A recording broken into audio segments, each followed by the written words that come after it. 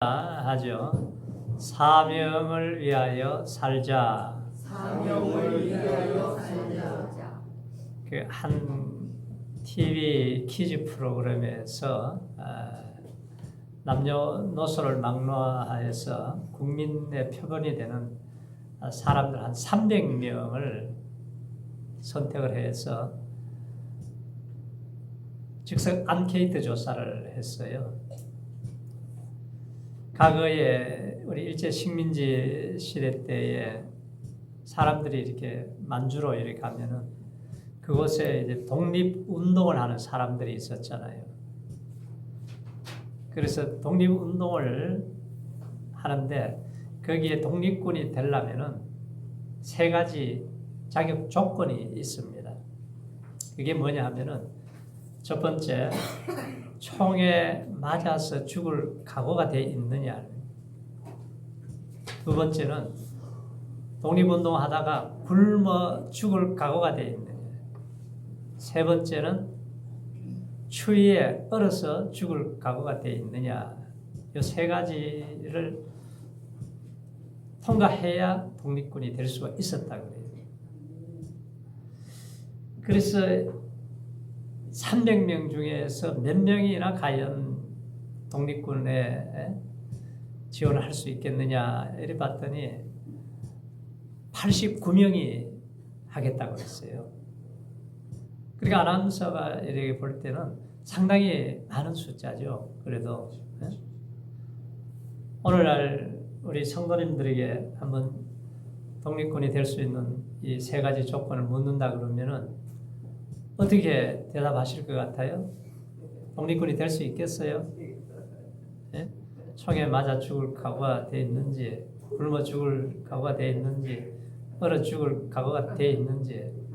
예? 요즘 선거하는데 그 정치인들을 요 세 가지 조건에 합격을 해야 좀 시킬 수 있다 그러면은 우리나라가 상당히 좀 좋아지지 않을까 그런 생각이 들어요. 왜냐하면은 고등 사기꾼들은 다 떨어질 거니까, 그죠?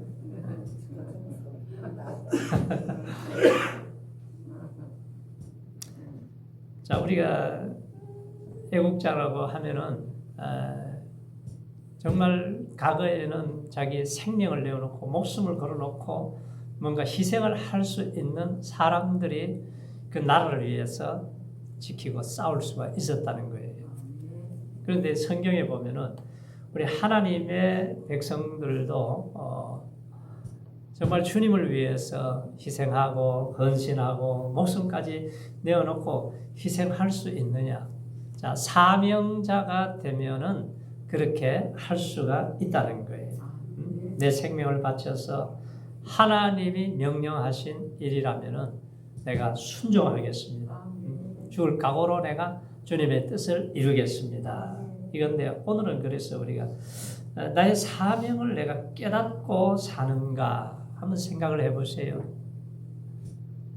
그 미국에서 전 세계 100대 인물, 100명 안에 들어가는 사람 중에 그 가장 영향력이 있었던 사람이 누구였냐면은 그 당시에 대통령도 아니고 뭐 재벌 총수도 아니고 그 흑인 여성 오프라 윈프리라고 하는 앵커가 있었어요. 여성 토크쇼 진행자였는데 이 사람이 참 인생이 힘들게 살았어요.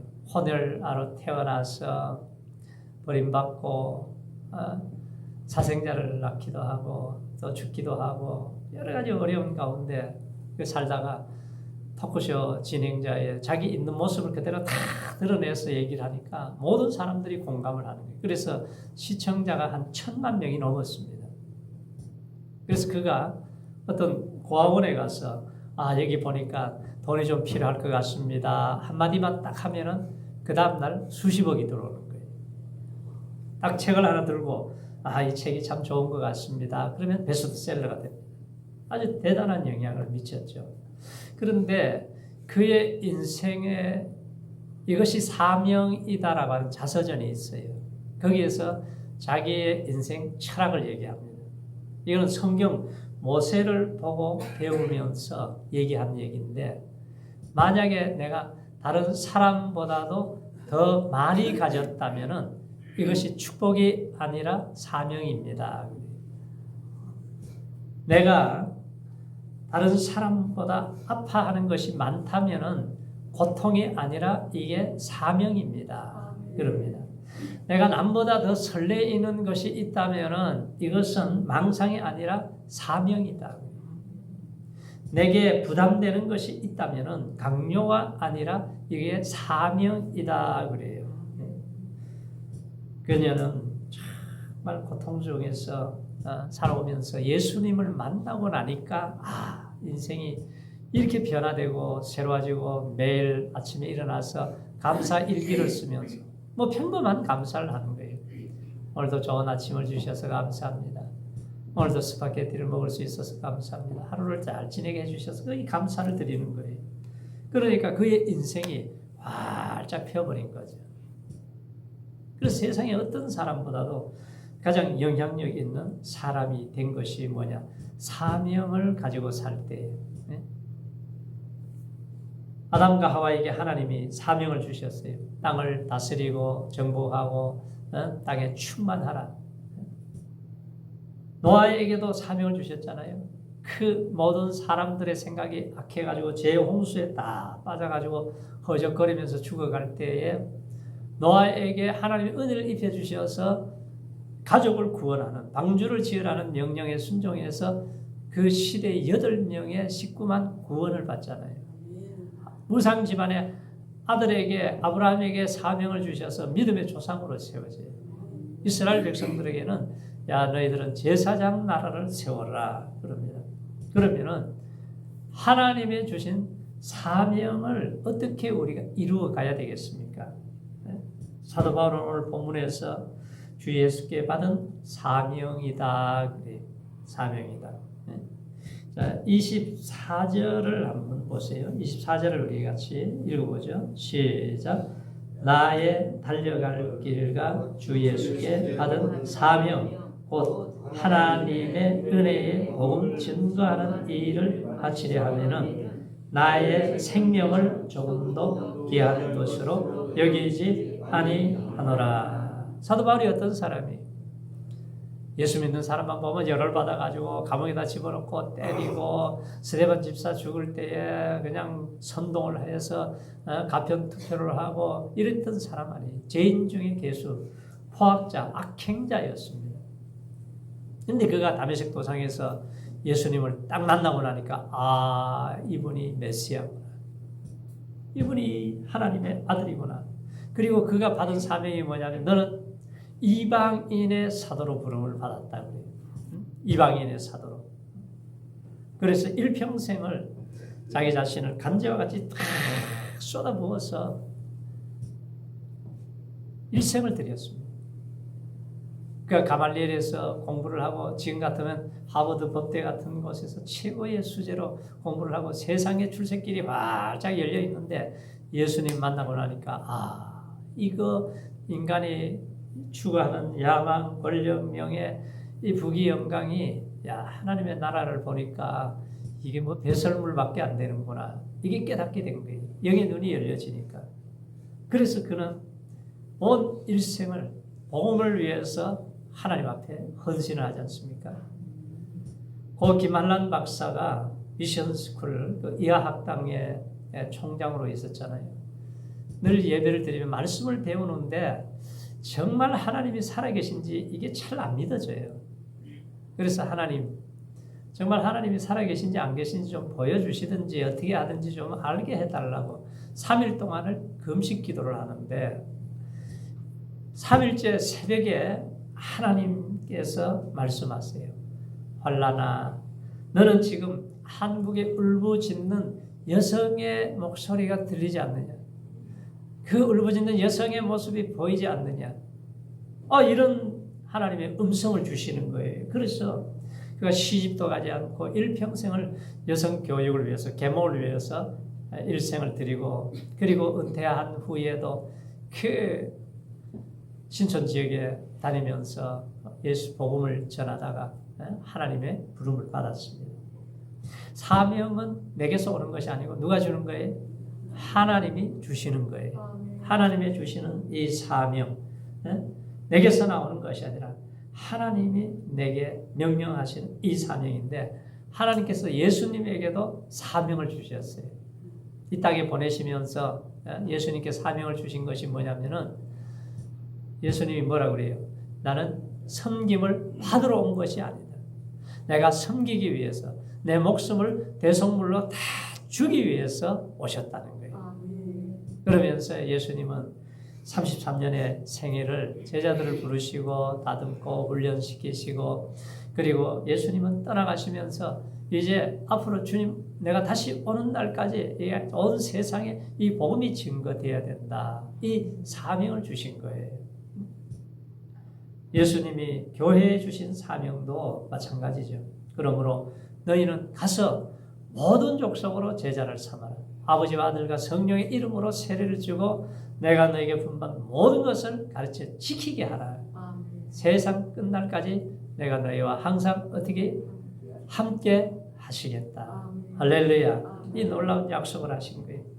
그래서 오늘 22절 말씀에도 보면은 이 말씀을 하신 거예요. 보라 이제 나는 심령의 매임을 받아 예루살렘으로 가는데 거기서 무슨 일을 만날는지 알지 못하노라. 오직 성령이 각성해서 내게 증가하여 결박과 환난이 나를 기다린다 하시나. 환난과 결박이 기다리고 죽음이 기다리고 있어도 하나님의 주신 사명 생명을 내가 드려서 이 사명을 감당하기를 원합니다. 이 고백이잖아요. 그러면 나는 정말 사명을 위해서 깨닫고 있는지 내가 사명을 위해서 살고 있는지 생각을 해보세요. 우리가 일평생을 다 살고 나서 결산하는 날 정말 사명을 깨닫고 살았던 사람과 그냥 물결 치는 대로 바람 부는 대로 살았던 사람과는 완전히 차이가 나요. 이게 바울이 받은 사명 은혜의 복음 증가하는 일을 마치려 하면 나의 생명을 조금 더 귀한 것으로 여기지 아니하노라. 사람들이 사탄의 종이 되어서 이리 끌려다니고 저리 끌려다니고 자기 욕심대로 자기 야망대로 그냥 살아가다가 완전히 지옥에 떨어질 사람들, 이 사람들을 바라보면서 바울의 마음에는 늘 아픔이 있었어요. 그래서 어떻게 하는지 이 하나님과 원수된 사람들을 이제 하나님과 중매쟁이 역할을 한다. 예수님을 만날 수 있도록 중매쟁이 역할을 한다. 이것이 바울의 일평생의 삶이었어요. 이 사명은 돈 주고 사는 것도 아니고 인간의 노력으로 얻을 수 있는 것도 아니고 이 복음을 통해서 우리에게 하나님이 성령의 은혜를 입혀주실 때에 깨닫게 해주시는 사명입니다. 오늘 하나님 내게 주어진 사명이 무엇인지 잘 깨달을 수 있는 축복이 있으시기 바랍니다. 아멘. 미국의 스탠다드 설교회사에서 극동 지방에 담당 이제 대리인을 하나 구하는데 딱 보니까 한 사람을 찾았어요. 야, 선교사님이 언어도 되고 모든 것이 다 완벽하게 갖추어진 것 같아요. 그래서 선교사님에게 우리 회사에서 좀 일을 좀 해주십시오. 그랬더니 거절을 하는 거예요. 연봉이 좀 적어서 그런가 보다. 그러면 연봉을 2배 반 더 드리겠습니다. 그랬어요. 3배 드리겠습니다. 4배 드리겠습니다. 5배까지 얘기를 했는데 딱 거절을 하는 거예요. 아니 도대체 이렇게 많은 연봉을 드리는데 왜 거절을 하십니까? 그랬더니 정말 여러분이 지불하는 대가는 너무나 많고 큽니다. 그런데 나는 선교사로 부름을 받았기 때문에 내가 이 모든 것을 다 포기했습니다. 그래서 저는 선교사 일 외에는 다른 것을 할 수가 없습니다. 그렇게 얘기를 하더라는 거예요. 왜? 선교사직과 나는 절대로 바꿀 수가 없다는 거예요. 왜? 하늘의 보화를 발견했기 때문에 거절할 수 있는 거죠. 예? 아니 1억 주는데 그걸 갖다가 6억을 준다 그래도 거절하는 거예요. 이게 사명이라는 거예요. 예수께 받은 사명. 복음 전거하는 사명을 위해 살다 보면 손해도 보고 불이익도 당하고 감옥에도 들어가고 시간도 희생을 해야 되고 이러한 일들이 바울에게는 계속해서 열려 있습니다.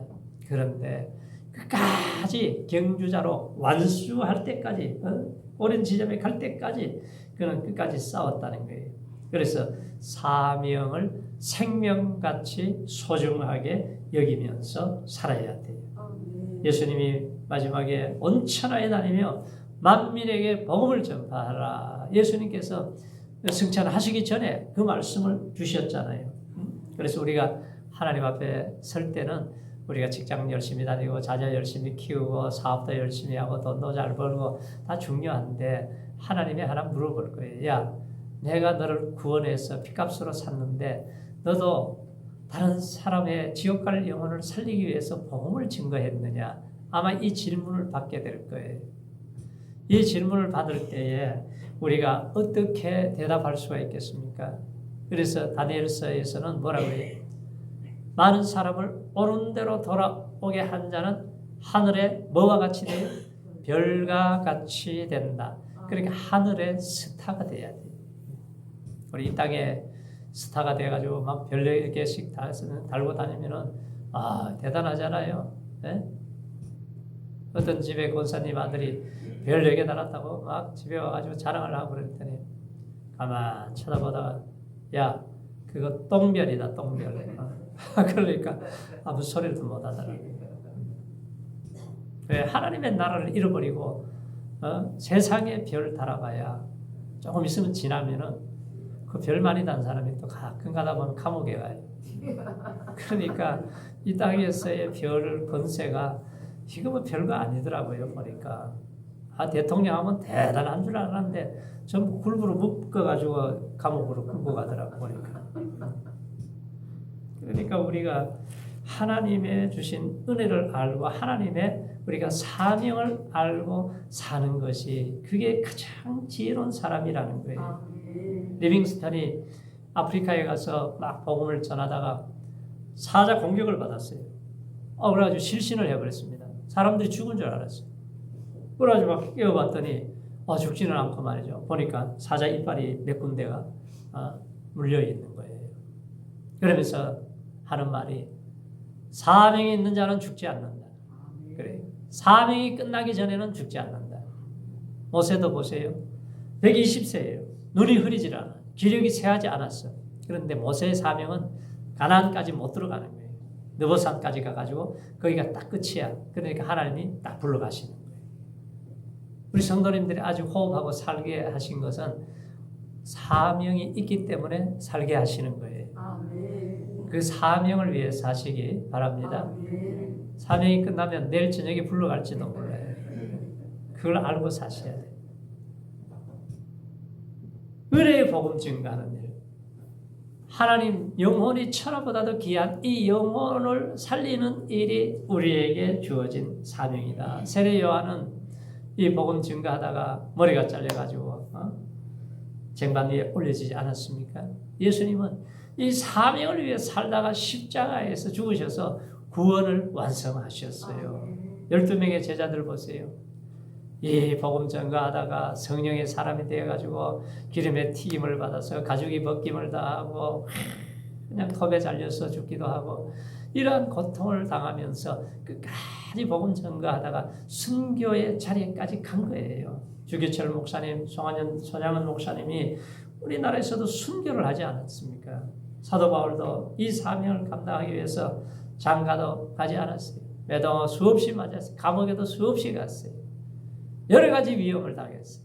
태장을 얼마나 맞았어요. 권장을 맞고 죽다가 살아나기도 하고. 그런데 그가 로마 시민권자이기 때문에 십자가에서는 못 박혀 죽을 수가 없어요. 그래서 그를 이제 앉혀놓고 단두대로 목을 내리쳐서 이제 순교를 하게 되는데 이 목이 잘렸는데 목이 막 떼굴떼굴 구르면서 예수 예수 예수 3번을 부르다가 하나님의 부름을 받았다는 거예요. 일평생을 그렇게 살다가 세상 눈으로 보면은 그렇게 비참하게 목이 잘려 죽었으니까 이게 실패한 인생같이 보이지만 절대로 그렇지 않아요. 우리가 하나님의 나라를 위해서 수고하고 냉수 한 그릇만 대접해도 결단코 상을 잃어버리지 않는다고 했어요. 내가 땀 흘리고 수고하고 헌신하고 희생하고 불이익을 당하고 우리가 욕을 먹고 고통을 당하고 예수 이름 때문에 어려움을 당하면은 이것이 하늘의 큰 상이 될 줄로 믿습니다. 이 복음이라고 하는 것은 너무나 귀한 것이기 때문에 우리가 돈보다도 생명보다도 더 귀한 거예요. 이게. 1955년도에 가을이 되었습니다. 미국 오레곤주 유게네라고 하는 그 시골 마을인데 그렇게 뭐 사람들이 많이 살지는 않아요. 동네 사람들에게 오늘 저녁에는 영화 상영이 있습니다. 광고가 신문에 나왔어요. 그래서 사람들이 한 사람 두 사람 모여가지고 인사도 하고 이제 그 영화 상영을 보는데 그 영화 내용이 뭐냐 하면은 1950년대 6.25 전쟁 때 일어났을 때에 이 고아들이 엄청 많이 나왔잖아요. 엄마 아빠 잃어버리고 고아가 나오고 또 미국인 병사와 한국 여인 사이에 태어난 혼혈아들이 많았어요. 자, 이 아이들을 어떻게 할 것이냐? 이 처참한 이 지금 비극적인 이 나라에 이 버려진 아이들을 어떻게 할 것이냐? 그 내용이에요. 그런데 이 농부 부부는 굉장히 가난하게 살았습니다. 돈이 없어요. 여행 갈 돈도 없고. 그런데 하루 이틀 3일 지나는데도 그 아이들이 눈앞에서 어린하는 거예요. 사라지질 않아요. 아이고 우리가 뭘 할 수가 있겠어. 우리가 이렇게 가난한 사람이 뭘 하겠어. 그렇게 얘기를 하다가 결단을 하게 됩니다. 농지를 얼마를 팔았어요. 그래 돈을 좀 모아가지고 그리고 한국에 옵니다. 한국에 와서 그 고아원을 방문하면서 그 고아들을 바라볼 때 너무 마음이 아파요.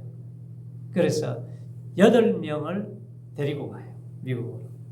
8명을 데리고 와서 이제 그곳에서 양자로 삼고 해서 이제 생활을 하는데 지역 신문에다 내보냈더니 사람들이 감동을 받았어요.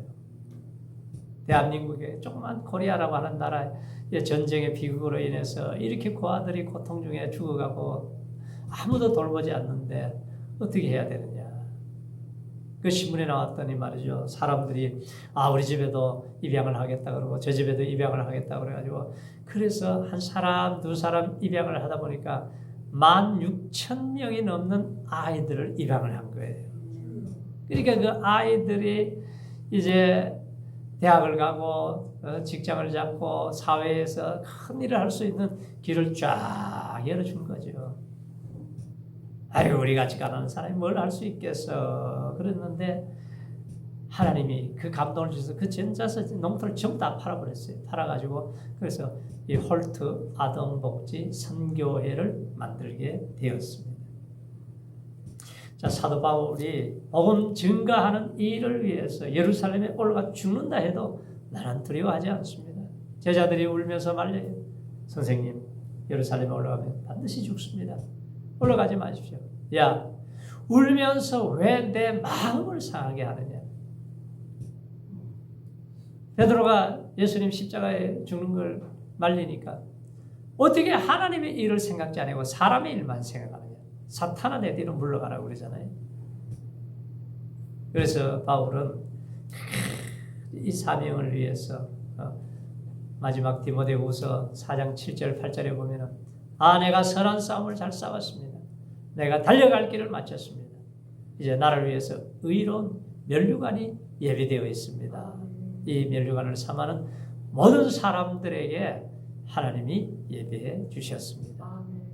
그래서 우리가 주님 앞에 이제 결산할 날이 올잖아요. 멀지 않아 누구나 다 옵니다. 죽음을 피해갈 사람은 아무도 없어요. 그런데 우리가 예수 믿고 구원받은 하나님의 백성들에게는 상급 심판이 있다는 거예요. 예수 믿지 않는 불신자들에게는 무서운 형벌 심판이 있지만 그러나 우리에게는 그 면류관, 영광의 면류관, 죽도록 충성한 자들의 생명의 면류관, 즐거운 면류관, 썩지 않는 면류관, 그 면류관을 의의 면류관을 예비해 놓고 우리를 만나기를 기다리시는 하나님을 바라보세요. 하나님을 의지하시기 바랍니다. 하나님 나라 영광을 위해 살아가는 우리 성도님들 마지막 날까지 승리하시기를 축원합니다. 할렐루야.